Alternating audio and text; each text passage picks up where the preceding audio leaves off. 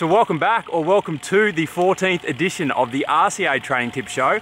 We're going to get into things straight away again today because I'm joined again by an expert bike fitter, Neil Stanbury, who's been fitting road cyclists for around 10 years in conjunction with being a sports physiotherapist. And today we're going to be talking about a very common issue, why cyclists get sore or numb hands and what to do about it. Now, I am conscious this topic has been done quite a few times in the past, notably by GCN. In fact, they did a video a couple of weeks ago on the topic, which was very good. But I'm confident if you watch this video as well today, if you watch that piece by GCN, you're going to leave this video with an even greater insight of why this happens and what you can do about it. So, let's get into it. Why does that happen, and how can we stop it from happening? Yeah, you're right, mate. It's super common. It'd have to be maybe 50% of people or more that rock up for a fit with me. It's one of their complaints. Even if it's not their primary complaint, it's one of their complaints. And numbness and tingling in the hands is typically caused by a compression of a nerve pathway or a restriction of circulation to the nerve rather than the hand itself. So they fall into two main categories. The classic one that you'll read about if you Google it is carpal tunnel compression, which is compression of the carpal nerve, just in a little section of the median nerve where it passes through the wrist here. It passes through a little shallow space between a couple of bones, and that area, if you hold it long enough or put pressure on it for long enough, it can kind of scarify around the nerve, and you can end up with a semi-permanent compression of the nerve which needs to be surgically released or something like that. And cyclists are really prone to it because of the static nature of holding onto the bar and absorbing road vibration and that type of stuff.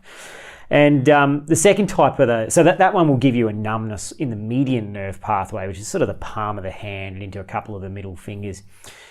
The other ones fall into one other sort of main category, which is proximal to that area. So compression of the nerve pathway through the forearm, the elbow, the shoulder, where the nerve pathway passes out underneath the clavicle here, which is called thoracic outlet syndrome.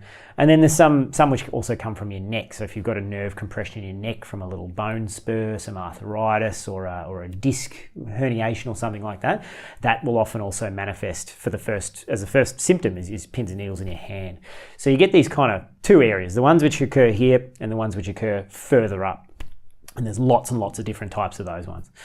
The primary cause of most of the ones which affect cyclists is too much weight on their hands. It's not so much a local problem where my bars are 5 millimeters too high or too low or too far away from me or too close. That is, the position of the front end is one of the causative mechanisms, but it's definitely not the main one. The main causative mechanism of compression of the nerves anywhere through the arm on a bike is usually too much weight on your hands. And that opens up a huge can of worms. Why have I got too much weight on your hands? Well, there's a lot of different reasons. The seat height, the seat fore and aft position, the seat setback. The cleat position, bizarrely, can play a role in it too. If you've got a dodgy cleat position, which is not allowing your glutes and your hamstrings to function strongly and lift weight off your hands, the mass in your upper body, all this sort of stuff, and then secondary to that, the position of the bars, height and reach, and then one of the least causative mechanisms is actually the position of the hoods and that type of stuff. It very rarely causes big trouble. Right. Could there be a third? I'm thinking, because there's a lot of people that are just getting into road cycling to support the channel, that being they don't realise that they shouldn't be putting so much weight on the handlebars. Could that be a reason as well? It can be, yeah. Especially if they're new to it. A lot of new riders will really hold on really tight because the road bike is a twitchy apparatus when you first get on it compared to like a mountain bike or a Kmart bike they rode when they were a kid. The road bike is sharp and precise, and so a lot of them. And you see it a lot in ladies who are arguably much more risk averse than most men. They will hold the bars really tight and brace themselves almost as a safety mechanism. It's an unconscious thing that they do. But in most people, it is just too much weight forward over the hands. And so what we seek to sort of strive to do with the position in a global sense is to create a balance where you're cruising along on your bike at a decent clip. We're not going too hard, not going too slow, just around your threshold or down below that, and you've got very little weight on your hands. If you can get the weight off the rider's hands, there won't be a compression issue. So they need just enough weight on their hands to steer the bike, but not so much that they're really loading their hands. And so that's kind of the ethereal concept of balance is really the best thing you can do. If you've nailed down the balance of the rider, fore and aft, up, down, their glutes are engaging well, their bars are in a nice comfortable position, they've got a gentle bend in their elbows, and they're not loading their hands heavily, regardless of where the compression is occurring, it'll probably disappear. And so it's a function of a lot of things, the seat height and the setback and all that sort of stuff. And it's very rarely a massive problem in the wrist. Although every year I come across a few people who've got a proper carpal tunnel, and it's become an issue where they're getting it off the bike just as much as on the bike. And the bike is worsening it, but it's actually a mechanical problem in their wrist, which they need to get sorted out by a surgeon or something like that. But that's fairly rare. So we try and create balance on the bike and sort out the front end position so that it's very comfortable and the rider can ride along with just enough weight on their hands to steer the bike, but not so much that they're really loading their upper body and gripping. And upper body mass, I guess I should mention, comes into it as well. If you've got a really lightly built rider like myself who's really light in the upper body, that rider's going to throw less weight forward for a given position than someone who's got large, whether it's muscle or not, someone who's large in the upper body. They've got more weight cantilevered out over the bars, the heavier they are in the upper body. So is that what you see with your fitting clients? That's when people complain about that, they're typically heavier? Yes. Okay. It's certainly more common in people with big shoulders Yes. or a big gut. Yeah, okay, anyone who's heavy in the upper half. Yes. It's a much more of a problem because that rider is just going to throw more weight forward, almost no matter what you do, than someone who's built like Chris Froome or like me, who is very light in the upper body. And playing into that comes the person's core strength. How well they can stabilize their torso in a flexed position and so forth. Yes. So if they've got rubbish core strength, they've got more weight on their hands, right? Yes. So it's kind of an interplay between all of these things, and a good way of sort of examining it yourself, if you're wanting to know if too much weight is being applied to your hands, are you routinely riding with your elbows locked? Because when you bend them, your triceps fatigue too much. So if you bend them slightly and you're having to really push down with that tricep, that means your weight is still trying to tip forward, right? So if that's happening, you're getting a lot of tricep fatigue unless you lock your arms out, you're probably throwing too much weight forward for one reason or another.